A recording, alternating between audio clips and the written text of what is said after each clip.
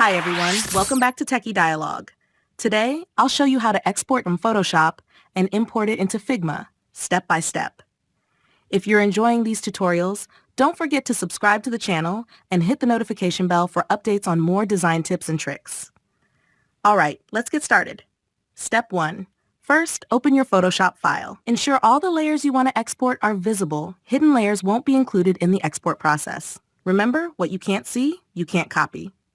Step 2. Next, head to the main menu in Photoshop. Click File, then Export, and choose Export As. If SVG isn't an available option, don't worry, we'll fix that. To enable SVG export, go to File, Export, Export Preferences. In the Options section, check the box for Use Legacy Export As. Once that's done, return to File, Export, Export As, and you should now see SVG listed. Select SVG, click Export, and save the file to your preferred location. Step 3. Now open Figma and make sure you have a new design file ready. Simply drag and drop the SVG file from your computer into Figma. Step 4. Once the text is in Figma, you can edit, reposition, or style it to fit your design. If you exported multiple artboards, repeat the process for each one, ensuring all the elements are correctly placed.